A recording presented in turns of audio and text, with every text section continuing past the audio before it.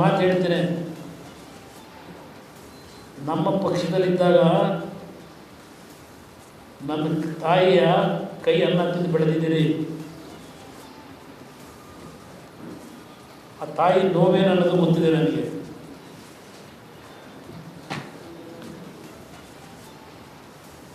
ನಮ್ಮ ಕುಟುಂಬದಲ್ಲಿ ಯಾವ ರೀತಿ ನಡ್ಕೊಂಬಂದಿದ್ದೀವಿ, ದೇವೇಗೌಡರು ಯಾವ ರೀತಿ ನಡ್ಕೊಂಬಂದಿದ್ದಾರೆ, ಇವರು ರಾಜಕೀಯದಲ್ಲಿ ವ್ಯತ್ಯಾಸಗಳು ಬೇರೆ. ಈ ಪ್ರಕರಣದಲ್ಲಿ ನಿಮಗೆ ನಿಜಕ್ಕೂ ಈ ರಾಜ್ಯದ ಮುಖ್ಯಮಂತ್ರಿಯಾಗಿ ಪ್ರಾಮಾಣಿಕವಾದ ಜವಾಬ್ದಾರಿಯನ್ನು ನಿರ್ವಹಿಸ್ತೀನಿ ಅಂತಕ್ಕಂಥದ್ದು ನಿಮ್ಮಲ್ಲಿದ್ದರೆ ಎಲ್ಲಿಂದ ತನಿಖೆ ಪ್ರಾರಂಭ ಆಗಬೇಕಿದು? ಯಾತಕ್ಕೆ ಇದೆಲ್ಲ ಬಂದಿದೆ? ಮೊದಲು 14 ವರ್ಷ ಏನು ಡ್ರೈವರ್ ಆಗಿದ್ದೇನೆ ಅಂತಕ್ಕಂಥದ್ದನ್ನು ಹೇಳ್ಕೊಂಡಿದ್ದಾನಲ್ಲ, ಇವತ್ತಿನವರೆಗೆ ಅವನ ಬಗ್ಗೆ ಏನಾದರೂ ಯಾವ ಮಟ್ಟದ ತನಿಖೆ ಪ್ರಾರಂಭ ಮಾಡಿದ್ರಿ? ಆ ಕುಟುಂಬದೊಳಗೆ ಏನೇನು ನಡೆದಿದೆ 14 ವರ್ಷದಲ್ಲಿ? ಯಾತಕ್ಕೆ ಈ ರೀತಿಯ ಡೆವಲಪ್ಮೆಂಟ್ ಆಗಿದೆ? ಆ ಪ್ರಜ್ವಲ್ ರೇವಣ್ಣನ ಡ್ರೈವರ್ ಆಗಿ 14 ವರ್ಷದಿಂದ 13 ವರ್ಷದಿಂದ ನನಗೆ ಗೊತ್ತಿಲ್ಲ, ನಾನು ಮುಖ ಈ ಕ್ಷಣದವರೆಗೂ ನೋಡಿಲ್ಲ ಆ ಡ್ರೈವರ್. ಯಾತಕ್ಕೆ ಇಂಥ ಒಂದು ಪ್ರಕರಣಗಳು ಪ್ರಾರಂಭ ಮಾಡಿ ಅವತ್ತು ನಡೆದಂಥ ಘಟನೆಗಳಲ್ಲಿ ಮುಂದೇನೇನು ಪಾತ್ರಗಳಿದೆ? ಈ ಪೆನ್ ಡ್ರೈವ್ ಯಾತಕ್ಕೆ ಬಂದಿದೆ ಇವತ್ತು? ಇಂಥ ಸಿಡಿ ಮಾಡ್ತಕ್ಕಂಥ ವ್ಯಕ್ತಿಗಳ ಕೈಗೆ 4 ಗೋಡೆ ಮಧ್ಯದಲ್ಲಿ ನೀವು ಏನು ಬೇಕಾದ್ರೂ ಮಾಡಿ. ಇವತ್ತು ನಾನು ಬೆಳಗ್ಗೆ ಟಿ ವಿಲಿ ನೋಡ್ತಾ ಇದ್ದೆ, ನಿನ್ನೆ ರಾತ್ರಿ ಅದೆಂತ ರೇವ್ ಪಾರ್ಟಿ ಇದೆ ಆನೇಕಲ್ ರೋಡಲ್ಲಿ 70. ನಡಿ ಈಗ ಶುರು ಮಾಡೋಣ. ಕೇಸರಿಯಿಂದ ಮನೋಲ್ಲಾಸ ಮನಸ್ಸು ಮತ್ತೇರಿ ಕುಣಿದಾಡಿದೆ ನೋಡು, ಮನಸ್ಸು ಮತ್ತೇರಿ ಕುಣಿದಾಡಿದೆ ನೋಡು. ಕ್ಷಣ ಕ್ಷಣವೂ ಆಚರಿಸಿ ಕೇಸರಿ ಹಬ್ಬ. ವಿಮಲ್ ಬಾಯಲ್ಲಿ ಹೇಳಿ ಕೇಸರಿ. ಜನ ಅರೆಸ್ಟ್ ಮಾಡಿದ್ದೀರಿ. ಇವತ್ತಿನ ಸಮಾಜದಲ್ಲಿ ಏನೇನು ನಡೀತಿದೆ ಅನ್ನೋದು ಎಲ್ರಿಗೂ ಗೊತ್ತಿದೆ. ಯಾರೋ ಮಾಡಿದ ತಪ್ಪಿಗೆ ಎಲ್ಲರನ್ನೂ ಸೇರಿಸಿ ಕುಟುಂಬನೇ ಸಂಪೂರ್ಣ ಸರ್ವನಾಶ ಮಾಡೋದು ಇದ್ಯಾವ ನ್ಯಾಯ? ನಾನು ನೋವು ಪಡ್ತಾ ಇರೋದು ಆ ಹೆಣ್ಣು ಮಕ್ಕಳ ನೋವಿದೆಯಲ್ಲ, ಕುಟುಂಬಗಳ ಪರಿಸ್ಥಿತಿ ಏನಿದೆ, ಇದು ಆ ಒಂದು ಸಿಡಿಯನ್ನು ಪ್ರಿಪೇರ್ ಮಾಡಿರೋದು, ವಿಡಿಯೋ ಮಾಡಿರೋದು ಬೇರೆ. ಇದನ್ನು ಹಂಚಿದ್ರಲ್ಲ ನೀವು, ಯಾತಕ್ಕೆ ಹಂಚಿದ್ರಿ? ಈ ಕುಟುಂಬಕ್ಕೆ ನ್ಯಾಯ ಕೊಡ್ಲಿಕ್ಕೆ ಹಂಚಿದ್ರು, ಈ ಕುಟುಂಬಗಳನ್ನ ಬೀದಿ ತರಲಿಕ್ಕೆ ಹಂಚಿದ್ದೀರೋ? ಏನಿದು ಮಾಡಿದ್ರು ನಿಮ್ಮ ಸಾಧನೆ? ದೇವೇಗೌಡರು ಕುಟುಂಬ ಮುಗಿಸೋದಕ್ಕೋಸ್ಕರವೇ ಮಾಡಿದ್ದ ಸಾಧನೆ ತಾನೇ ಇದು. ಇದರಿಂದ ಏನು ಸಿಕ್ತು ನಿಮಗೆ? ಆ ಕುಟುಂಬಗಳ ಬಗ್ಗೆ ಇವತ್ತು ರಜಾ ಹಾಕೋದಕ್ಕೆ ಅಲ್ಲಿ ಕೆಲಸ ಮಾಡ್ತಕ್ಕಂಥ ಹೆಣ್ಣುಮಕ್ಕಳು, ನಾವು ಯಾವುದೋ ಈಗ ಸಿಲ್ಕ್ ಬಟ್ಟೆ ಕಟ್ಟೆ ಒಳಗೆ ಸಿಕ್ಬಿಟ್ಟಿದ್ದೀವಿ ಅಂತೇಳಿ ಎಲ್ಲಿ ನಮ್ಮ ಮೇಲೆ ಅನುಮಾನ ಪಡ್ತಾರೋ ಅಂತ ರಜಾ ಹಾಕೋದಕ್ಕೂ ಹಿಂದೆ ಮುಂದೆ ನೋಡ್ತಾರೆ. ಈ ರೀತಿ ಎಲ್ಲ ಆರ್ಟಿಕಲ್ ಇದೆ. ಇದಾ ನಿಮ್ಮ ಸಾಧನೆ ಸಿದ್ದರಾಮಯ್ಯನವರೇ, ನಿಮ್ಮ ಸರ್ಕಾರದ್ದು? ಇವನ್ಯಾವನ ಕಾರ್ತಿಕ್ಕು, ಇವನ್ಯಾವ ಪ್ರಜ್ವಲ್ ಇರ್ಬೋದು, ಇವ್ರು ಏನು ಒಳಗಡೆ ಏನು ಮಾಡ್ಕೊಂಡಿದ್ದಾರೆ ನಮಗೆ ಇವತ್ತವರಿಗೇನು ಗೊತ್ತಿಲ್ಲ. ಇದು ಸತ್ಯ ಹೊರಗೆ ಬರಬೇಕು. ಪ್ರಜ್ವಲ ಮಾಡಿದ್ದಾನೋ ನನಗೆ ಗೊತ್ತಿಲ್ಲ. ಪ್ರಜ್ವಲ್ ಅಂತಕ್ಕಂಥದ್ದು ಇವತ್ತು ಬೀದಿ ಚರ್ಚೆ ನಡೀತಿದೆ. ಸತ್ಯ ಹೊರಗೆ ಬರಬೇಕು. ನಾನು ನಿನ್ನೆಯೂ ಸಹ ನಮ್ಮ ತಂದೆಯವ್ರಿಗೂ ಒಂದು ಮನವಿ ಮಾಡಿದ್ದೆ, ದಯವಿಟ್ಟು ಈ ಕುಟುಂಬಕ್ಕೆ ಬಂದಿರತಕ್ಕಂಥ ಕಳಂಕ ಅಳಿಸ್ಕೋಬೇಕು ಅಂದರೆ, ನನಗೆ ಇದು ವಿಷಯ ಗೊತ್ತಾಗಿದ್ದರೆ ನಾನು ವಿದೇಶಕ್ಕೆ ಹೋಗಿ ಬಿಡ್ತಿರಲಿಲ್ಲ. ನಾನು ಯಾವ ಕಾರಣಕ್ಕೂ ಬಿಡ್ತಿರಲಿಲ್ಲ. ಏಕೆಂದರೆ ಇಂಥ ಪ್ರಕರಣಗಳು ಬಂದಾಗ ಕೆಲವು ವಕೀಲರುಗಳ ಅಡ್ವೈಸ್ ಮೇಲೆ ಏನೇನೋ ಮಾಡ್ಕೊತಾರೆ. ನಡೆದಿದೆ ಬೇಕಾದಷ್ಟಿದೆ. ಇದು ನಾವು ಹೇಳ್ಬಿಟ್ಟು ಕಳಿಸಿದ್ದಲ್ಲ, ಇದು ನಮ್ಮ ವಿಷಯವೂ ಗೊತ್ತಿಲ್ಲ.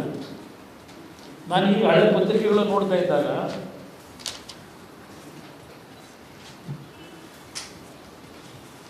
ಇಲ್ಲಿ ನೋಡಿದೆ ಪ್ರಜ್ವಲ್ ವಿರುದ್ಧ ಲುಕ್ಔಟ್ ನೋಟಿಸು, ಬೆನ್ನಲ್ಲೇ ರೇಪ್ ಕೇಸು ಅಂತ ಬರೆದಿದ್ದೀರಿ. ಪ್ರಜ್ವಲ್ ರೇವಣ್ಣ ಅವನೇನಿರ್ತಾನೆ, ನೋಟಿಸ್ ಕಳಿಸಿದ್ರಲ್ಲ ಸಮನ್ಸು, ಇವನು ಹೋಗಿದ್ರು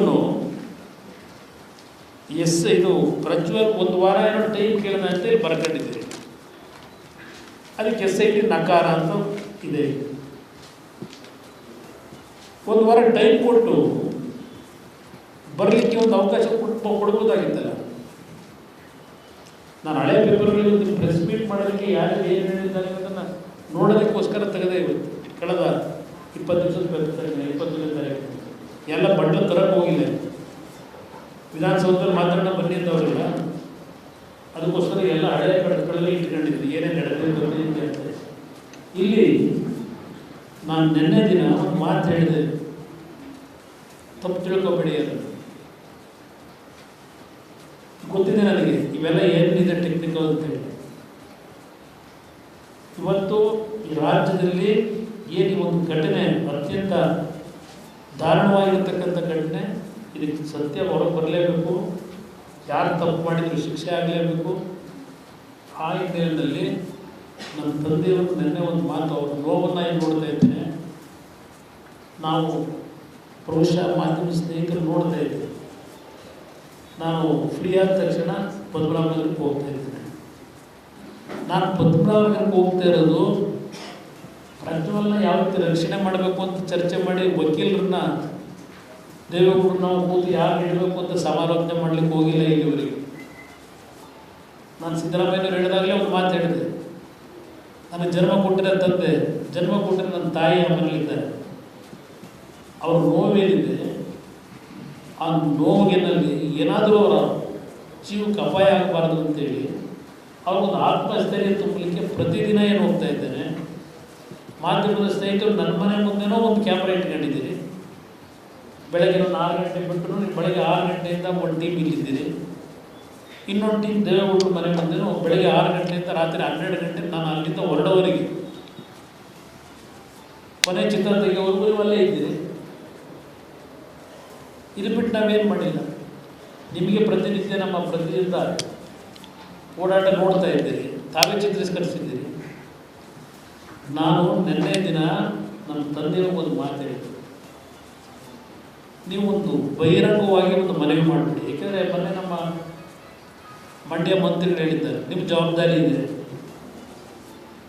ನೀವೇ ಕರೆಸಬೇಕು ಅಂತ. ಎಲ್ಲ ಮಂತ್ರಿಗಳು ಕೃಷ್ಣ ಬೈರೇಗೌಡರು ಹೇಳಿದ್ದಾರೆ. ಆಯ್ತಪ್ಪ, ನಿಮ್ಮ ಸರ್ಕಾರಕ್ಕೆ ಕರ್ಸೋ ಯೋಗ್ಯತೆ ಇಲ್ಲ, ಕರ್ಸೋಕ್ಕಾಗಿಲ್ಲ. 23 ದಿನ 24 ದಿನ ಆಗಿದೆವು. ನಾನು ನಿನ್ನೆ ನಮ್ಮ ತಂದೆಯವ್ರಿಗೆ ಮಾಡಿದ ಮನವಿ, ನೀವೊಂದು ಬಹಿರಂಗವಾಗಿ ಒಂದು ಮನವಿ ಮಾಡಿದ್ರಿ. ನನ್ನ ಗೌರವ ಕೊಡ್ತಕ್ಕಂಥದ್ದು ನಿಮ್ಮ ಜೀವನದಲ್ಲಿ ಇಟ್ಕೊಂಡಿದ್ದೀರಿ. ನನ್ನ ಬಗ್ಗೆ ಎಲ್ಲೇ ಇದ್ದರೂ ನೀನು ತಕ್ಷಣ ಬಂದು SIT ತನಿಖೆಗೆ ಸಹಕಾರವನ್ನು ಕೊಡ್ತಕ್ಕಂಥ ತೀರ್ಮಾನ ಮಾಡುವಂತೇಳಿ ಒಂದು ಬಹಿರಂಗವಾಗಿ ಮನವಿ ಮಾಡಿ ಅಂತೇಳಿ ನನ್ನೇ ನಮ್ಮ ತಂದೆಯವ್ರನ್ನ ಮನವಿ ಮಾಡಿದ್ದೆ. ಇದರಲ್ಲಿ ಯಾವುದೇ ರೀತಿಯಲ್ಲಿ ನಮ್ಮ ಕುಟುಂಬದ ಬಗ್ಗೆ ಜನಗಳಲ್ಲಿ ತಪ್ಪು ಅಭಿಪ್ರಾಯ ಬೇಕಿಲ್ಲ. ಬಹುಶಃ ಒಂದು ವಾರ ಸಮಯ ಕೇಳಿದ್ಮೇಲೆ ಆಗಲೇ ಕುಡಿ ರೇವಣೆ ಕದ್ಬಿಟ್ಟು ಊರ್ಬಿಟ್ಟು ಹೊಡೋಗಿದ್ದ. ನನಗೆ ಗೊತ್ತು ಈ ಸರ್ಕಾರ ನನ್ನ ತೋಟದ ಹತ್ರ ಒಂದು ಟೀಮು, ದೇವೇಗೌಡರ ಮನೆ ಹತ್ರ ಒಂದು ಟೀಮು, ರೇವಣ್ಣನ ಮನೆ ಹತ್ರ ಒಂದು ಟೀಮ್, ಎಷ್ಟು ಜನ ಇಟ್ಟಿದ್ರಿ ಅವತ್ತು ಗೊತ್ತಿದೆ ನನಗೆ. ಯಾವ ರೀತಿ ತನಿಖೆ ನಡೀತು ಅನ್ನೋದು ಗೊತ್ತು. ನಿಮ್ಮ FIR ಎಲ್ಲೆಲ್ಲಿ ಲ್ಯಾಬ್ಸಸ್ ಇದೆ ಅನ್ನೋದು ಗೊತ್ತಿದೆ.